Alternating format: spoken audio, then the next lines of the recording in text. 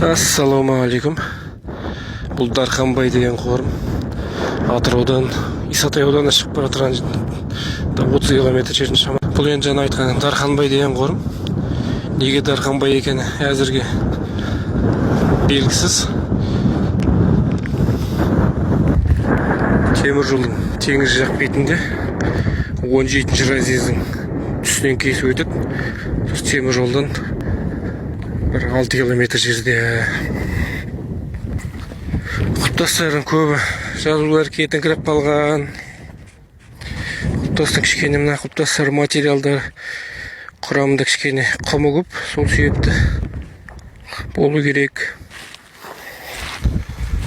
Так, мынандай жазуы көрініңкіремейді.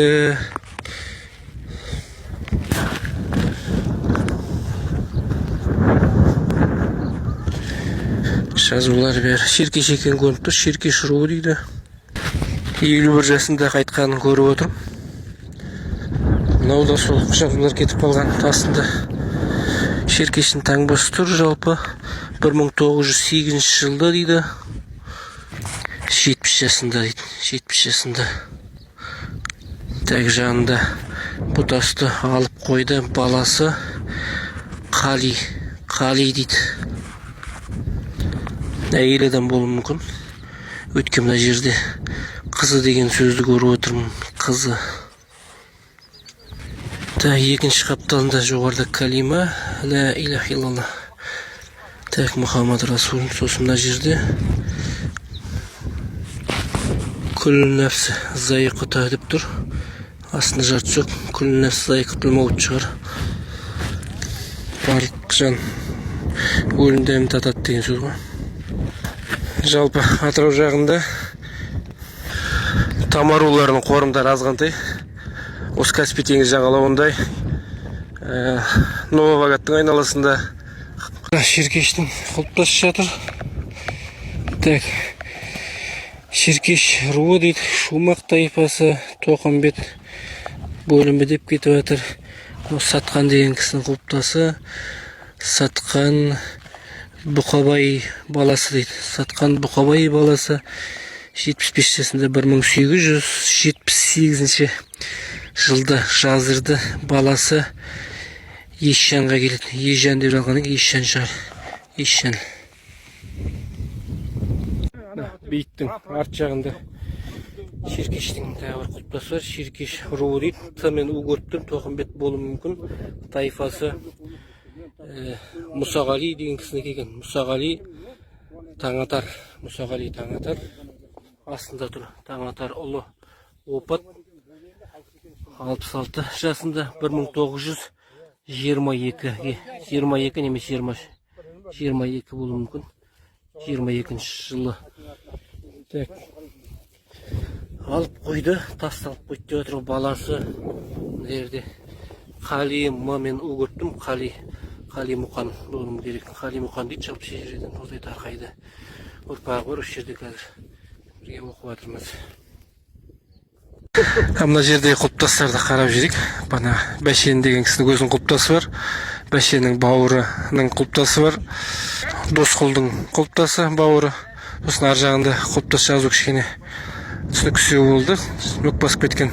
Мамасының құлпытасына ұқсайды. Өйткені құлпытасын қойған баласы Бәшенқұл деп көрсеткен екен. Так, Тама бөле Кенжебай.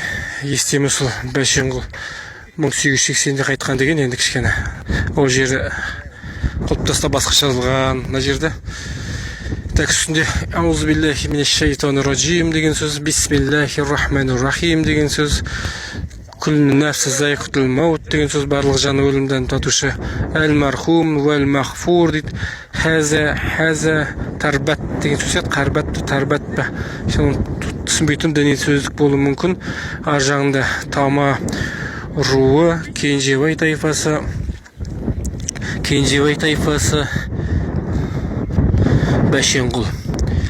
Бәшенқұл естеміз ұлы 80 жасында 1893 жылда Рихлат қалында қайтыс болды дейді. Астында таңбасы, жандардың жазуы бар. Жанында бір жазулар бар, кішкене түсінбей тұрмын. Қалды дейді. Қалды бергені деген сияқты кетеді.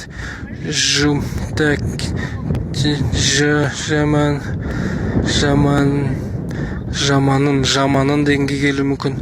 Мына жерге әнтеқұл дейді, түсінбедім енді. Әнтеқұл қойды дейді,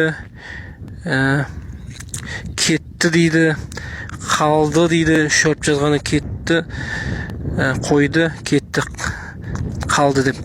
Енді мынаны бағарақ деп жазып отыр, түсінбей тұрмын. Бағарақ не деген мағынаны білдіретін? Бағарақ малы деп жазған, мал. Дүниеге қатысты бір нәрсе жазып отыр ма екен деп жатқам. Ар жағында дәрәл фанадан дәрәл бақиға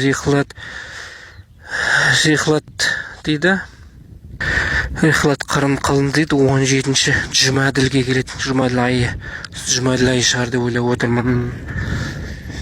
Енді мына жағында 3 бөташты тасты қойғанда адамдайды 3 бөташты жаздырып қойды. Тамыры дейді, яғни досығы тамыр деп досты айтады. Тамыры ноғай ғалам дейді. Ғалам немесе ғалым. Ғалым өз қаражатына дейді. Қаражатына мына жерде айлан ба, айлат ба алынды деген сөз шығар жасалды деп. Баласы төлеген мырзаның рұқсаты болды деген сөз сияқты.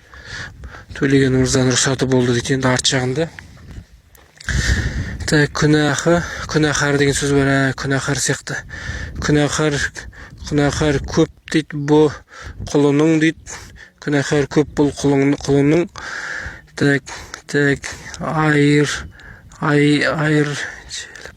Айырып дейді. Айырып жайыл дейді. Түсінбей жатырмын енді мына жерде. Енді күнәсі көп құлымды кешір деген сияқты дұғалар шығар деп ойлаймын өзім. Рахматы беріне. Енді түсінбей тұрмын. Рахматының беріне. Рахмат кешір деп жатқан сөз сияқты. Нәсбіті әна қалил ғафараллах зәнубі, яғни арабша дұға болуы мүмкін. Енді бұл кісі Бәшенқұл деген кісінің әнісі, жазулар кетіңкіреген. Мына жерде Досқұл дейді. Естемісұлы опат 54 жасында деп жатыр. 54 жасында айтқан екен. Енді ар жағында құлпытас, анасының құлпытасы ұқсайды. Жоғарыда айтқандай жазулар кішкене мүк басқан, жойлай бастаған, ескі құлпытас екенін көрініп тұр. Жіңішкелеп нәзіктеу қылып салған, әйел адамға да ұқсайды. Видео айтуының себебі де бұл банаға тас қойған астында оқылып тұр. Баласы Бәшенқұлдың өзі деп жазады астында. Тас қойған Бәшенқұлдың өзі деп жазады. Яғни қызы деген сөздер бар. Әйел адам екені енді білініп тұр. 72 деген санды көрттім. Жасында 72 жасында қайтқан болуы мүмкін. 1860 немесе 1866 болуы мүмкін. 1860 сияқты. Қайтқан жылы ғой. Қайтқасында таңбасы.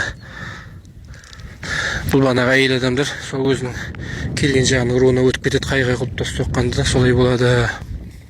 Арт жағында да тағы да осы кісілердің ұрпақтарына қатысты құлпытас бар. Тама дейді. Руы Кенжебай тайпасы. Есенғали Төлекенұлы опат дейді. 1921 жылда дейді. Мына жерде жазу бар. 50-ге келеді. 50 жасында, яғни 50 жасында айтқан сияқты. 50 жасында айтқан аяқтарын жазу жоқ.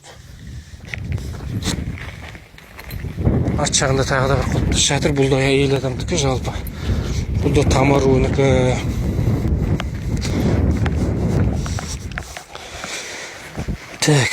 Тама дейді. Руы Жаубасар бөлімі дегенді көріп отырмын. Жаубасар бөлімі. Дұрыс көрінбейді. Бірдеме бек қызы кетеді. Дәріл-фана, дәріл-бақи деп кетіп жатыр. 1911 жылда. Енді мына жағында діни терминде дәріл-фана, дәріл-бақиға рихлат, мына жағында калима деген сияқты.